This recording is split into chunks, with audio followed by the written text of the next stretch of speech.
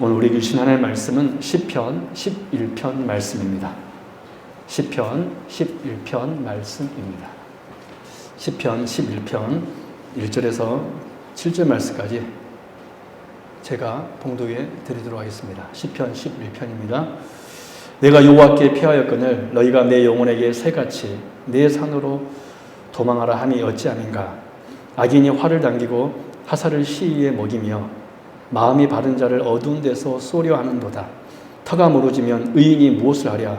여호와께서는 그의 성전에 계시고 여호와의 보좌는 하늘에 있으며 그의 눈이 인생을 통촉하시고 그의 안목이 그들을 감찰하시도다.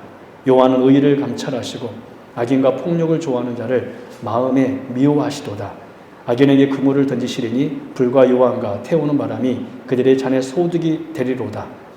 여호와는 의로우사 의로운 일을 좋아하시나니 정직한 자는 그의 얼굴을 배우리로다. 아멘. 할렐루야. 네, 오늘 오신 여러분들을 환영하고 축복합니다. 우리가 수요일 날은 신명기 말씀을 살펴보고 있는데 또 신명기가 이제 곧 끝나게 되는데 끝나면 이제 사도행전 또 이어서 할 것이고 중간중간 시편을 제가 같이 강의하도록 하겠습니다. 시편이 150편까지 있으니까 지금 시편 11편 하고 있잖아요. 그래서 제가 생각하기로는 시편을 한 10년 하면 끝나지 않을까.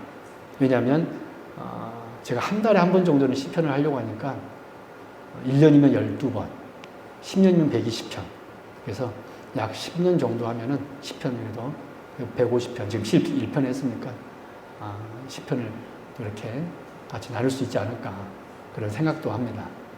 그래서 여러분들 늘 예배 사모하시고 또 말씀을 사모하는 성도들 되기 바랍니다. 여러분 오늘 시편 11편의 이 본시가 어떤 사건을 두고 기록된 것인지 우리는 정확히 알지는 못하지만 아주 긴박한 상황이었다는 것은 충분히 짐작할 수 있습니다. 2절 말씀을 한번 볼까요?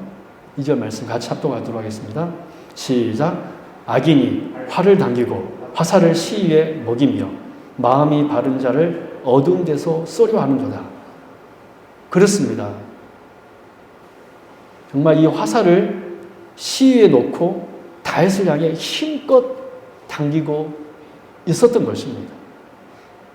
여러분 이처럼 무방비 상태에서 여러분 군사의 표적이 된 사람은 고대의 전쟁에서 죽음 목숨이나 다름없었습니다. 요즘에는 저격수가 있잖아요. 저격수가 한 목표를 딱 겨누고 정말 한 방이면 끝나잖아요. 그런 것처럼 지금 우리가 2절 말씀을 통하여 알 수 있는 것은 이 본시가 어떤 사건을 가지고 기록했는지는 우리가 정확히는 알 수 없지만 다윗이 지금 처한 상황은 풍전등화와 같은 그런 지금 위급한 상황임을 우리는 알 수 있습니다. 그러자 다윗의 동료들이 다윗에게 뭐라고 권면하였습니까? 1절에서 이렇게 이야기합니다. 새같이 산으로 도망하라. 새같이 산으로 도망하라. 여러분 다윗의 삶을 우리가 압니다.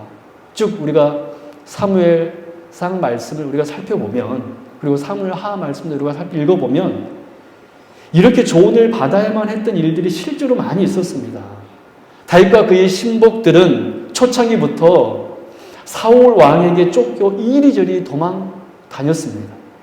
이산저산, 이 동굴 저 동굴을 전전하면서 도망쳐 다녔던 경험이 많았습니다. 저도 성지순례를 가보았는데 유대 광야를 이렇게 가보았습니다. 여러분 이스라엘은 스키암 지역이기 때문에 그런 동굴들이 굉장히 많아요. 우리나라는 황화감 지대가 많아서 그런지 모르겠지만 동굴이 그렇게 많지 않은데 이 스키암 지역에 있는 지역들은 금방 이렇게 물에 의해서 이렇게 파여져서 동굴을 많이 이루어서 여러분 이스라엘 가보면 동굴이 참 많이 있습니다. 그래서 다윗은 정말 위급한 상황에 이산저산, 이 동굴 저 동굴. 그래서 우리가 성경에 보면 아둘람 굴에서 여러분 누구를 다윗이 만나게 됩니까? 용변을 보러 오는 사울을 그 동굴에서 부딪히게 되잖아요. 그래서 다윗이 사울을 죽일 수 있었지만 몰래 보호자랑만 배웠던 사건도 있었습니다. 그 사건도 다윗이 그 동굴에 숨어 있을 때에 일어난 일이었죠. 이런 배경을 볼 때 다윗 주변의 사람들은 그가 지금 긴급한 어려움에 처했으니 과거에도 그랬던 것처럼 속히 산으로 도망치라라고 지금 다윗에게 고면하고 있는 것입니다. 그런데 여러분, 이때 다윗이 놀랍게도 그들에게 했던 두 가지 물음이 있었습니다. 오늘 이 시간은 이 다윗의 이 두 물음을 중심으로 말씀을 살펴보면서 위기의 순간 속에서 우리가 정작 피해야 할 곳이 어디 있는지, 우리 성도님도 살다가 보면 정말 위기의 순간을 맞이할 수가 있는데 그 위기의 순간 속에서 우리가 어떻게 신앙인으로서 대처하면서 살아야 하는지 오늘 이 다윗의 이 두 물음을 통하여서 살펴보고 오늘 보면 7절에 있는 말씀처럼 주님의 얼굴을 배움는 저와 여러분 될 수 있기를 주님의 이름으로 축원합니다. 할렐루야. 첫 번째 다윗의 물음입니다. 새 같이 산으로 도망하라 라는 이 사람들의 이 조언 앞에 다윗이 했던 첫 번째 물음, 그것이 무엇이었습니까? 내가 여호와께 피하였거늘 산으로 도망하라 함은 어찌함인가 라는 물음이었습니다. 그런 외침이었습니다.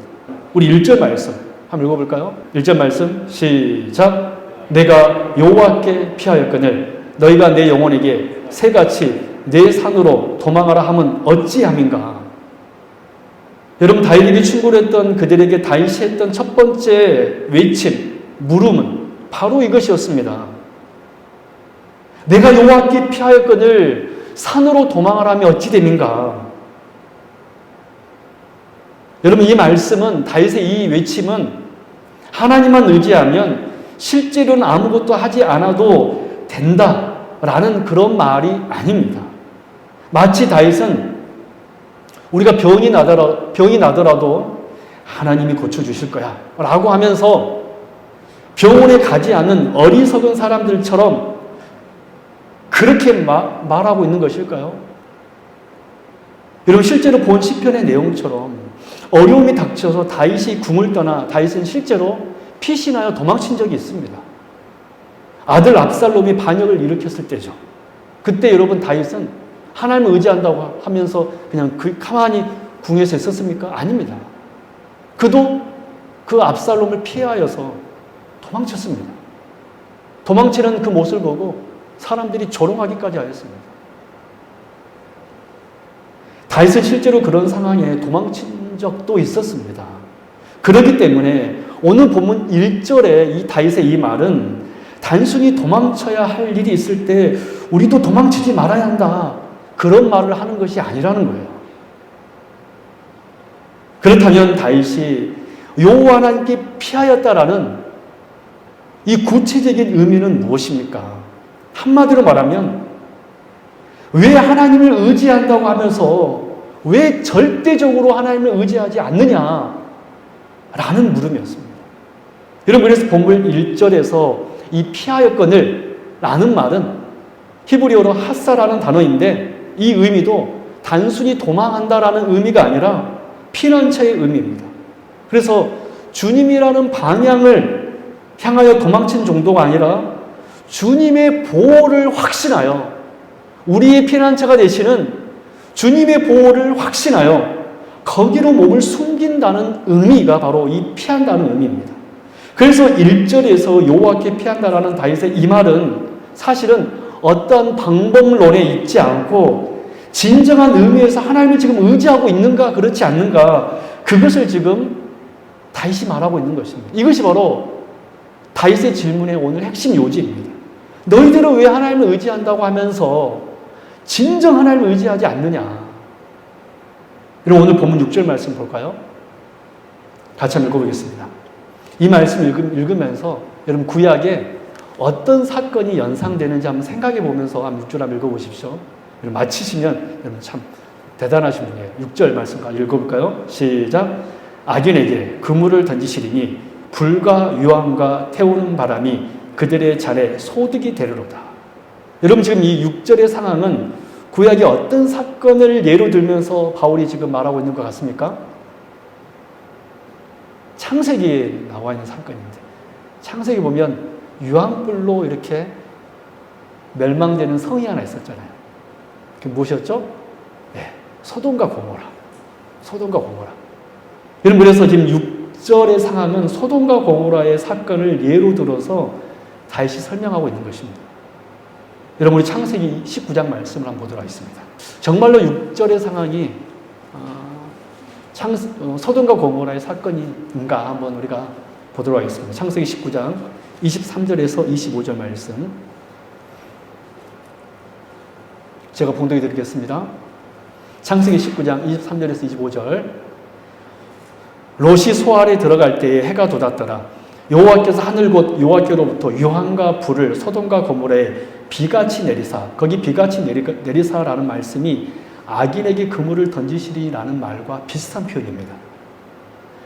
그 성들과 온들과 성에 거주하는 모든 백성과 땅에 난 것을 다 엎어 멸하셨더라. 여러분, 그렇죠? 그런데 이때 천사가 롯에게 어떤 말을 하였습니까? 우리 17절 말씀 한번 같이 합독합니다. 17절 시작. 그 사람들이 그들을 밖으로 이끌어낸 후에, 여기서 그 사람들은 천사들입니다. 이끌어낸 후에 이르되 도망하여 생명을 보존하라. 돌아보거나 들에 머물지 말고 산으로 도망하여 멸망함을 면하라. 여러분, 거기 산으로 도망하여 멸망을 면하라. 그 부분 언더라인 치실래요? 참으로 아이러니하게도 오늘 본문 시편 11편에서는 새처럼 산으로 도망하라는 말은 어떤 말이었습니까? 하나님을 의지하지 않는 믿음 없음을 의미하는 말이었습니다. 그렇죠. 오늘 시편 11편 1절에서 산으로 도망치라는 말은 하나님을 의지하지 않는 그런 믿음 없음을 의미하는 말이었습니다. 그런데 창세기 19장에서는 하나님의 말씀을 믿기 때문에 산으로 도망쳐야 하는 상황입니다. 그래서 여러분, 오늘 본문에서 다윗의 요지는, 1절의 요지는 반복론에 있지 않습니다. 반복론에 있지 않고 믿음의 문제를 말하고 있다는 것을 우리가 알 수 있습니다. 여러분, 그래서 이 창세기 19장의 상황은 롯이 정말로 믿음의 반응을 보였다면 그는 급히 어디로 도망쳐야 했습니까? 산으로 도망쳐야 했습니다. 왜냐하면 그것이 하나님께서 하신 말씀이었거든요. 하나님께서 천사를 통하여서 뭐라 그랬냐면, 롯아, 산으로 빨리 피해라. 그런데 여러분, 롯이 어떻게 했습니까? 롯이 여러분 산으로 도망쳤습니까? 산으로 도망치라는 천사의 말에 롯이 하는 대답을 한번 들어보십시오. 창세기 19장 18절 20절 말씀입니다. 제가 봉독해 드립니다. 롯이 지금 산으로 도망치라는 이 천사의 말을 듣고 롯이 뭐라고 하고 있는가? 롯이 그들에게 이르되 내 주여 그리 마옵소서. 주의 종이 주께 은혜를 입었고 주께서 큰 인자를 내게 베푸사 내 생명을 구원하시오나 그러나 내가 도망하여 산에까지 갈 수 없나이다. 그 이유가 뭐라고 말하고 있습니까? 두렵건대 재앙을 만나 죽을까 하나이다. 보소서 저 성읍은 도망가기에 가깝고 작기도 하오니, 이런 소활성입니다. 나를 그곳으로 도망하게 하소서. 이는 작은 성읍이 아니니까 내 생명이 보존되리이다. 여러분 보십시오. 롯이 지금 어떻게 반응하고 있습니까? 천사는 산으로 도망쳐라, 그러면 살 것이다 라고 말했는데 롯은 그 말에 순종하지 않고 산으로 도망치지 않겠다고 했습니다. 그 이유가 무엇이었습니까? 두렵건대 재앙을 만나 죽을까 하나이다. 즉 산으로 가다가 죽을 거라는 거예요. 여러분, 지금 여러분 창세기 19장 상황을 잘 보십시오. 하나님은 지금 롯을 살리려고 산으로 도망치라고 말씀하셨습니다. 근데 더 놀라운 것은 지금 이 심판을 누가 내리고 있습니까? 하나님이 내리고 있잖아요. 그냥 자연적인 재해가 아니라 하나님이 지금 심판을 내리고 있는 그 하나님께서 피하는 방법을 가르쳐 주었으면 당연히 하나님의 말씀을 순종해야 당연한데 롯은 지금 자기를 구원하시려는 하나님을 못 믿고 있습니다. 그는 지금 하나님보다 닥치는 그 현실이 더 두렵기 때문에 머리를 굴렸는데 롯이 생각해낸 방법이 무엇이었습니까? 20절 말씀입니다. 작은 성읍 소알로 도망치는 것입니다. 여러분, 이 얼마나 어리석은 생각입니까? 이 어리석은 행동입니까? 지금 재앙을 내리시는 분이 다름 아닌 하나님이시고 또 자기를 건지시는 분이 하나님이신데 롯은 지금 하나님보다도 작은 성 소알이라는 환경이 자기를 구원해 줄 것으로 알고 믿고 있는 것입니다.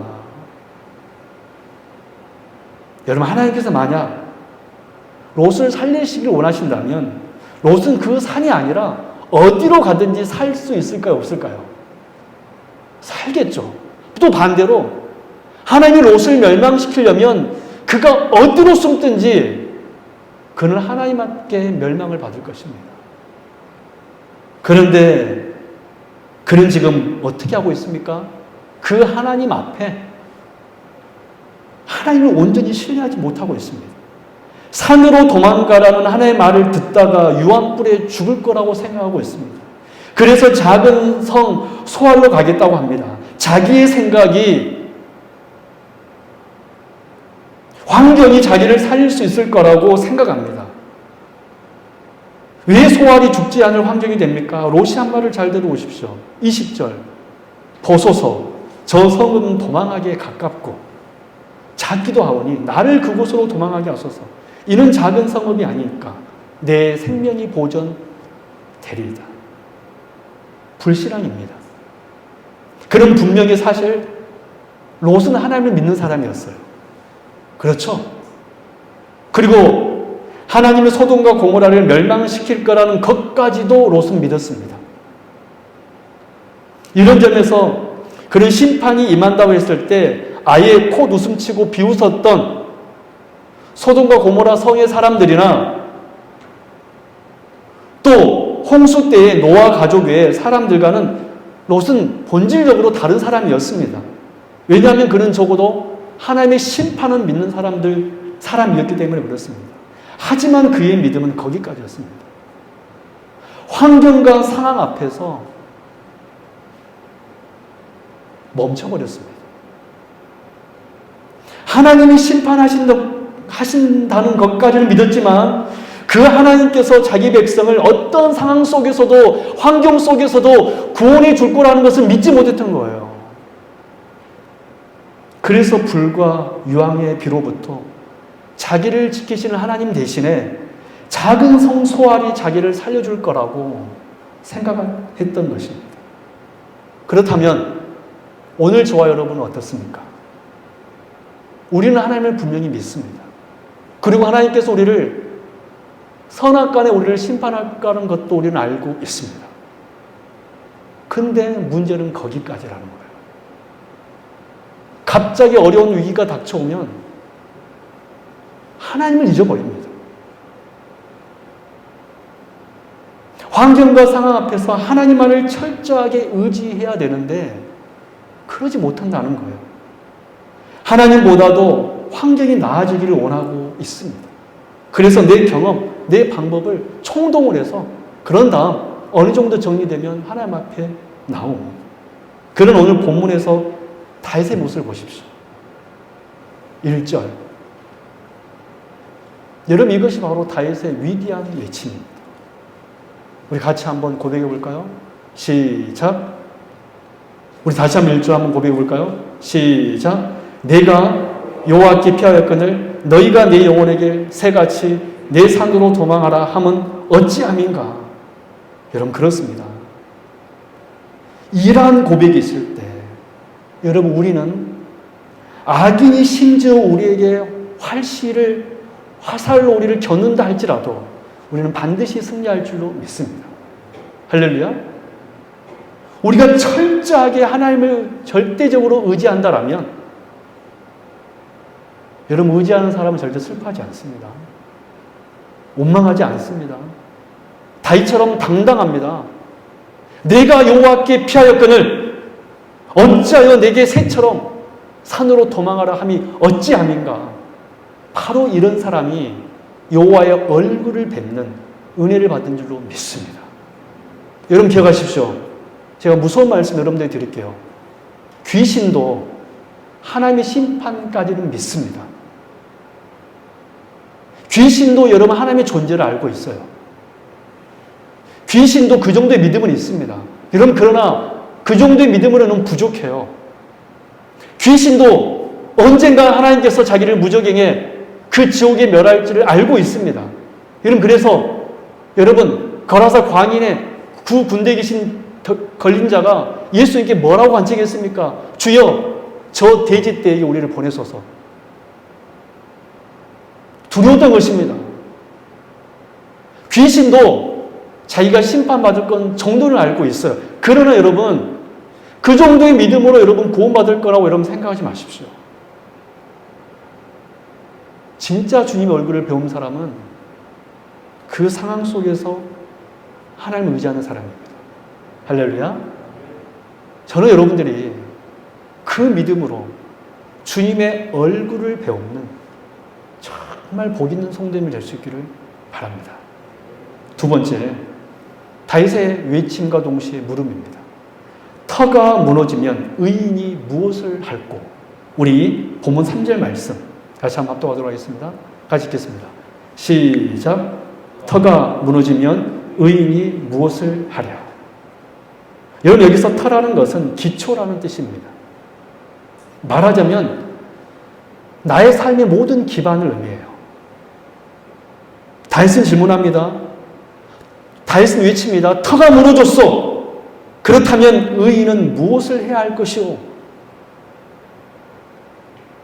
이 질문은 새같이 산으로 도망하라고 말하고 있는 사람들에 대한 질문이기도 하면서 동시에 모든 시대의 신자들을 향한 질문입니다.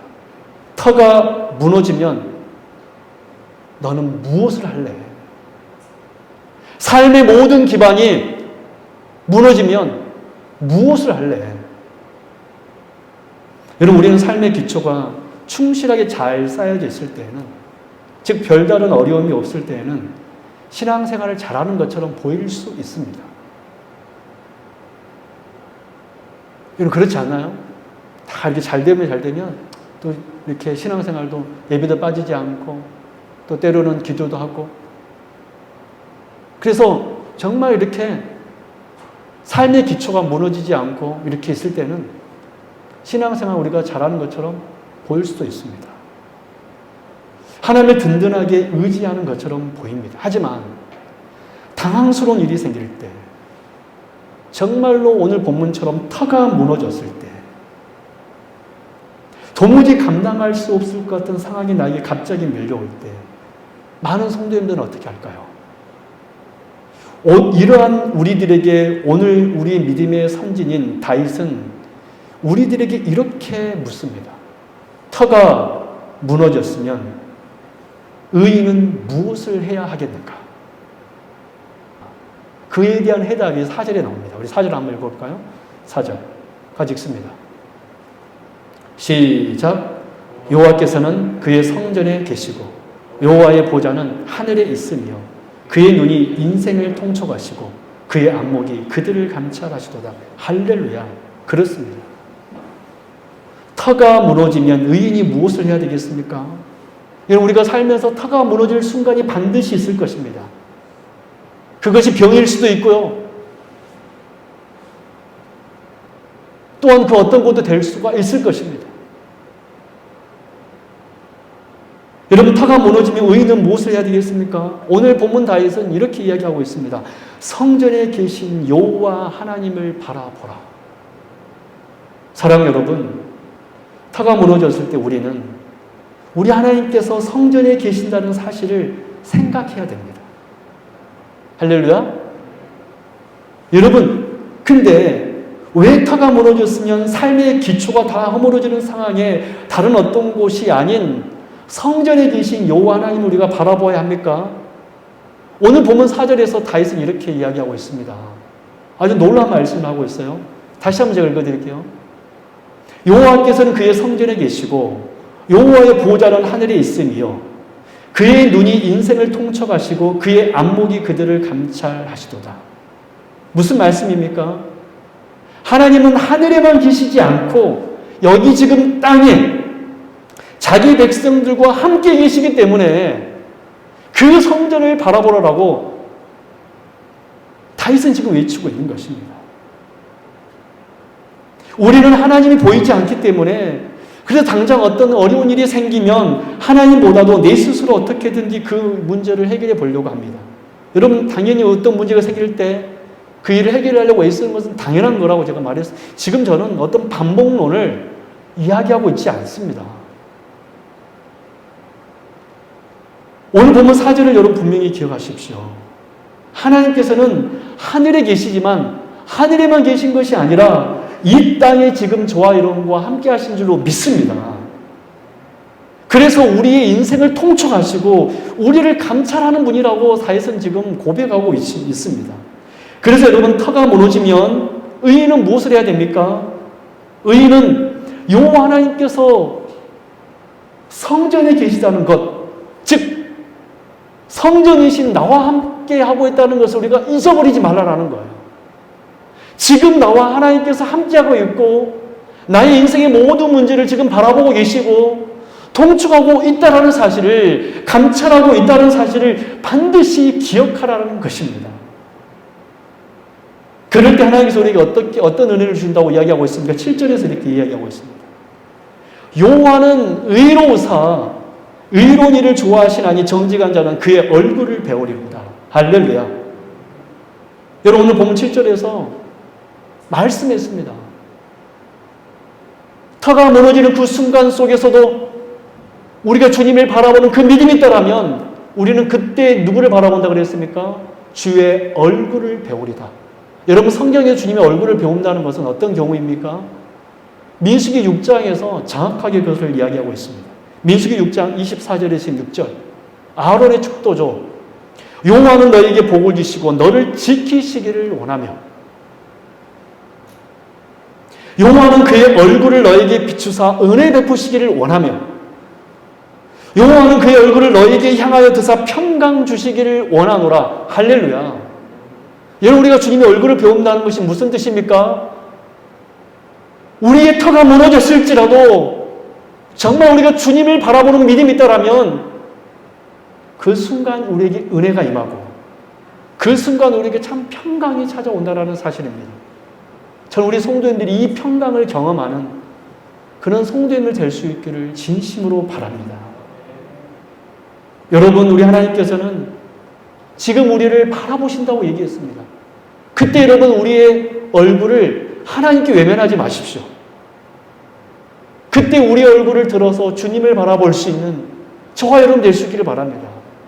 고개 숙이지 마시고 딴 데 바라보지 마시고 세상 보지 마시고 나를 지금 향하여 바라보고 계시는, 나를 감찰하고 계시고 나를 통촉하고 계시는 그 주님을 바라보면서 주의 은혜를 받고 평강을 얻을 수 있는, 지금 비록 내 터가 무너졌지만 평강을 얻는 그런 귀한 성도님들 될 수 있기 바랍니다.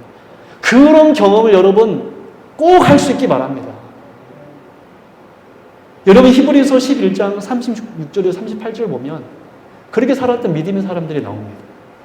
또 어떤 이들은 조롱과 채찍질 뿐 아니라 결박과 옥에 갇히는 시련도 받았으며 돌로 치는 것과 톱으로 켜는 것과 시험과 칼로 죽임을 당하고 양과 염소의 가죽을 입고 유리하여 궁핍과 환난과 학대를 받았으니 이런 사람은 세상이 감당하지 못하느니라. 할렐루야. 여러분, 우리 성도들은요, 세상이 감당하지 못하는 사람들인 줄로 믿습니다. 여러분, 우리가 무엇을 기도해야 될까요? 이 믿음 달라고 기도하십시오. 하나님, 제가 살면서 심지어 터가 무너지는 그런 위기가 찾아올 때 성전이신 하나님을 바라볼 수 있는 믿음을 주옵소서. 여러분, 위기 순간 속에 늦습니다. 내가 평상시 하나님 그런 믿음을 주옵소서라고 기도한다라면 하나님께서 그런 믿음을 주실 줄로 믿습니다. 바라기는 온전히 주님만을 기억하는, 그래서 그 마지막 순간에 주님의 품에 안기는 우리 성도님 되기를 주님의 이름으로 축원합니다. 이런 말씀 맺도록 하겠습니다. 우리는 지금까지 세 가지 산으로 피하라는 사람들의 말에 오히려 여호와 하나님을 더 의지했던 다윗의 모습을 우리가 살펴보았습니다. 심지어 터가 무너졌을지라도 그는 하나님을 바라보는 사람이었습니다. 그런 다윗이 어떻게 이렇게 하나님께서 자신을 도우실 거라는 확신을 가지고 있었을까요? 즉 우리가 어려운 일에 처하게 되었을 때 반드시 하나님으로부터 건짐을 받을 수 있다고 우리가 확신할 수 있는 근거와 이유가 무엇이냐는 것입니다. 마지막으로 이 말씀 간단하게 살펴보고 말씀 마치도록 하겠습니다. 여러분, 다윗이 내가 여호와께 피하였거늘 산으로 도망하라 하면 어찌함인가? 터가 무너지면 의인이 무엇을 할 거라고 외치면서 반문했던, 그렇게 하나님을 확신했던 근거와 이유가 여러분 무엇이었습니까? 우리 7절 말씀 다시 한번 보도록 하겠습니다. 정말 중요한 말씀입니다. 7절 말씀 같이 한번 보도록 하겠습니다. 여호와는 의로우사 의로운 일을 좋아하시나니 정직한 자는 그의 얼굴을 배우리로다. 여러분, 이 말씀을 잘 보시면 세 단계가 있음을 알 수 있습니다. 첫 번째 1단계는 여호와는 의로우시다입니다. 이것은 하나님의 속성이 어떤 속성인지를 말해줍니다. 하나님은 어떤 속성입니까? 의로우신, 공의로우신 분이라는 거예요. 2단계 무엇입니까? 이 속성에서 하나님의 성품이 나오고 있는데 2단계, 의로운 일을 좋아하신다. 우리 하나님은 의롭기 때문에 하나님의 성품은 어떤 성품입니까? 의로운 일을 좋아하는 분이십니다. 이제 3단계입니다. 여러분, 그래서 어떤 역사가 일어났습니까? 같이 한번 읽어볼까요? 3단계 시작. 정직한 자는 그의 얼굴을 배우리로다.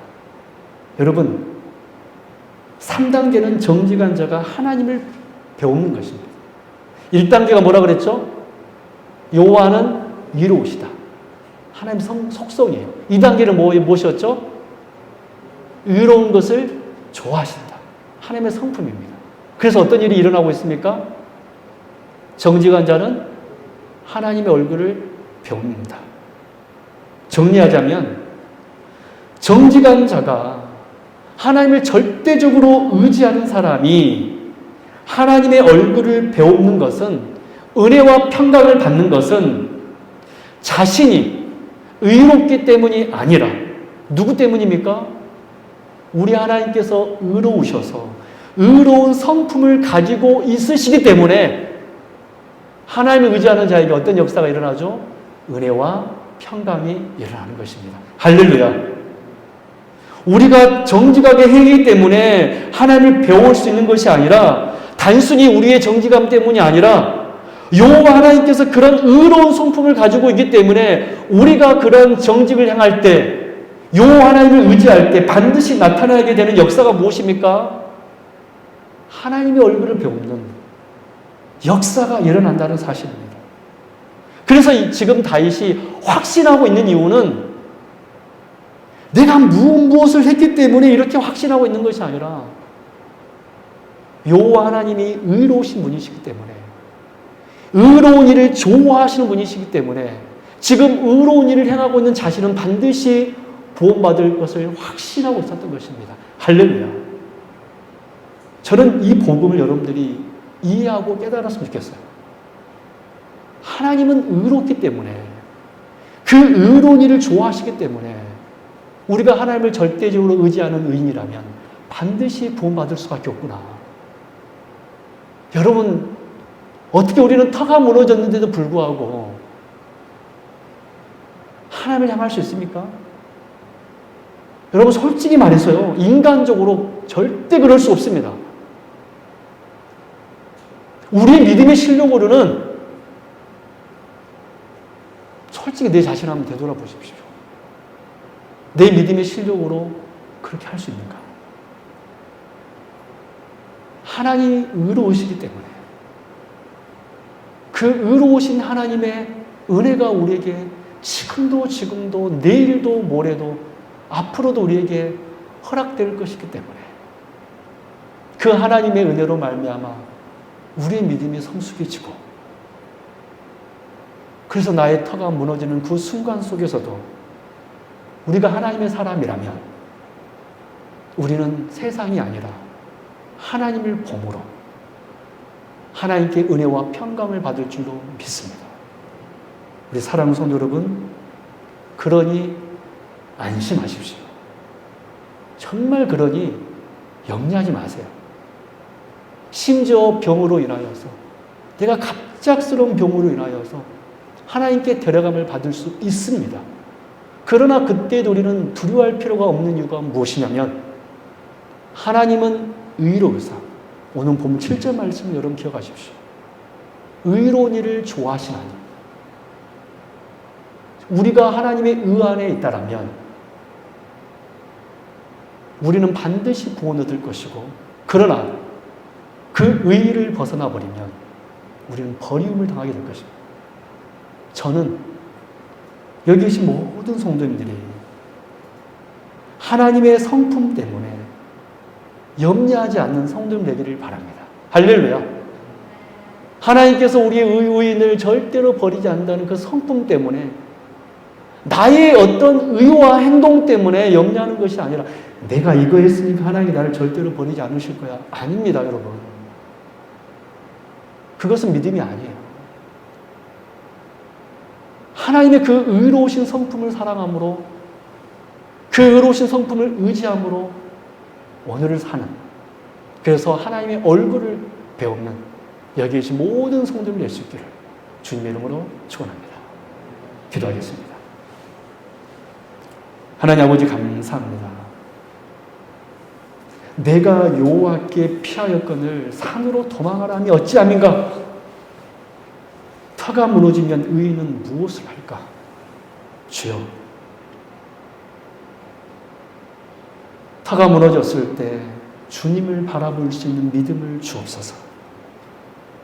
주님은 의로우사 의로운 것을 좋아하시나니 정직한 자는 주의 얼굴을 배우리이다. 하나님, 우리 성도님들 정직한 성도님 되게 하여 주옵소서.